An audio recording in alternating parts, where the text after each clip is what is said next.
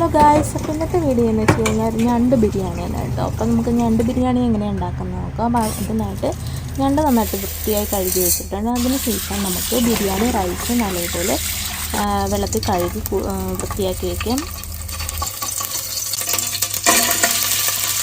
അതിനുശേഷം ഒരു പാനിലേക്ക് നമുക്ക് ചെറിയൊരു ചരുവത്തിലാണ് നമ്മൾ ബിരിയാണി വയ്ക്കുക. അതിലേക്ക് നെയ്യും നമ്മുടെ സ്പൈസസ് ഒക്കെ ഇട്ടതിന് ശേഷം നമുക്ക് നല്ലപോലെ വഴറ്റിയതിന് ശേഷം കുറച്ച് വെള്ളം അതിലേക്ക് ഒഴിക്കുക.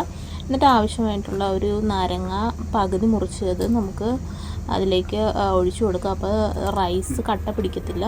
നമുക്ക് കുതിർത്ത് വെച്ചിരിക്കുന്ന റൈസ് തിള വന്നതിന് ശേഷം നമുക്ക് ഇട്ട് കൊടുക്കാം.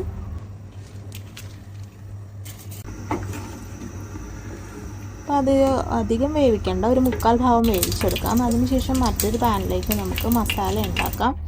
അതിനായിട്ട് ആദ്യം തന്നെ നമുക്ക് നമ്മുടെ സവോള നമുക്ക് ഗോൾഡൻ ബ്രൗണിലായിട്ട് വറുത്തെടുക്കാം. അതിനുശേഷം അണ്ടിപ്പരിപ്പും ഉണക്കമുന്തിരിയും നമുക്ക് നല്ലൊരു ബ്രൗൺ നിറത്തിൽ വഴറ്റിയെടുക്കാം. അതിനുശേഷം അത് കോരി മാറ്റിയതിന് ശേഷം നമ്മുടെ ഞണ്ട് കറി ഉണ്ടാക്കാനുള്ള സവോള നമുക്കിട്ട് നല്ലപോലെ വഴറ്റിയെടുക്കാം. അതിലേക്ക് കുറച്ച് സ്പൈസസും കൂടെ ചേർക്കണം. അപ്പോൾ ഇത് ഗോൾഡൻ ബ്രൗൺ ആകുന്നവരെ നമുക്ക് വഴറ്റാം. അതിനുശേഷം തക്കാളി ചെറുതായിട്ട് അരിഞ്ഞത്, ഒരു തക്കാളി നമുക്ക് അരിഞ്ഞത് ഇട്ട് കൊടുക്കാം. അതിനുശേഷം ഇഞ്ചി, വെളുത്തുള്ളി, മുളക് ഇതെല്ലാം ചതച്ചത് നമുക്ക് ഇട്ട് കൊടുക്കാം. അതിനുശേഷം മുളക് പൊടി ഒരു 1.5 ടീസ്പൂൺ ഇട്ട് കൊടുക്കാം. എരിവിനനുസരിച്ച് നമുക്ക് ഇട്ട് കൊടുത്താൽ മതി. ഞാൻ അധികം എരിവിടുന്നില്ല. അത് നല്ലപോലെ വഴറ്റിയതിന് ശേഷം ബാക്കിയുള്ള മസാലകൾ നമുക്ക് ഓരോന്നോരോന്നായിട്ട് ചേർത്ത് കൊടുക്കാം.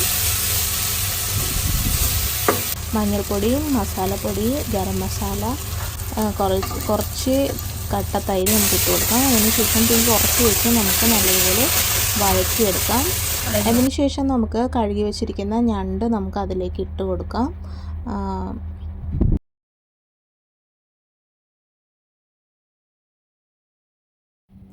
ഞണ്ട് അധികം വേവിച്ചെടുക്കണ്ട. നമുക്ക് ഒരു മീഡിയം ടു ലോ ഫ്ലെയിമിൽ വെച്ച് ഒരു പകുതി വേവ് നമുക്ക് വേവിച്ചെടുക്കാൻ മതി. അതിനുശേഷം നമുക്ക് കറിവേപ്പില, മല്ലിയില ഇതൊക്കെ ഇട്ട് നമുക്ക് നല്ലതുപോലെ ഇട്ടതിന് ശേഷം നമുക്ക് കുരുമുളക് പൊടി ആവശ്യത്തിന് ചേർത്ത് കൊടുക്കാം. അതിന് ശേഷം നമുക്ക് അടച്ചു വെച്ച് കുറച്ച് നേരം വേവിച്ചെടുക്കാം. അപ്പോൾ ഇനി നമുക്ക് ദം ചെയ്യാം. ദം ചെയ്യാനായിട്ട് നമുക്ക് പകുതി ഞാനെടുത്ത് മാറ്റി വെച്ചതിന് ശേഷം നമ്മുടെ റൈസ് ഇപ്പോൾ 1/4 വേവ് ആയിട്ടുണ്ട്. അപ്പോൾ അത് നമുക്ക് ഇട്ടതിന് ശേഷം നമുക്ക് ദം ചെയ്തെടുക്കുവാണ്. അപ്പോൾ കുറച്ച് നമുക്ക് ദം ചെയ്തെടുക്കാം. അപ്പോൾ ഞാൻ കാഷ്നട്ടും അണ്ടിപ്പരിപ്പും നമ്മുടെ സവോളയും മല്ലിയിലയും ഒക്കെ നമ്മൾ വറുത്ത് വെച്ചതൊക്കെ അതിലേക്ക് കുറേശ്ശായിട്ട് ഇട്ടതിന് ശേഷം നമുക്ക് ദം ചെയ്യാം. നമ്മൾ ദം ചെയ്യാനായിട്ട് ഒരു 15 മിനിറ്റ് ലോ ഫ്ലെയിമിൽ വെച്ച് നമുക്ക് ദം ചെയ്തെടുക്കാം. ബാക്കി കുറച്ച് ഞാനെടുത്ത് മാറ്റി വെച്ചിട്ടുണ്ട്. അപ്പോൾ നമ്മുടെ ബിരിയാണി കഴിഞ്ഞ് അടിപൊളിയായിട്ടായിട്ടുണ്ട്. അപ്പോൾ നമുക്ക് പെട്ടെന്ന് നമുക്ക് തട്ടിക്കൂട്ടി ചെയ്യാവുന്നൊരു ബിരിയാണിയാണ്. കഴിച്ചപ്പോൾ എന്തായാലും നല്ല ടേസ്റ്റ് ഉണ്ടായിരുന്നു. അപ്പോൾ എല്ലാവരും വീഡിയോ ഇഷ്ടമായെങ്കിൽ ലൈക്ക് ചെയ്യുക, സബ്സ്ക്രൈബ് ചെയ്യുക. നമ്മുടെ പുതിയ വീഡിയോസ് ഇനിയും വരും. അപ്പോൾ എല്ലാവരും സബ്സ്ക്രൈബ് ചെയ്ത് ഒന്ന് സപ്പോർട്ട് ചെയ്യുക. അപ്പോൾ എല്ലാവർക്കും ബൈ, താങ്ക് യു.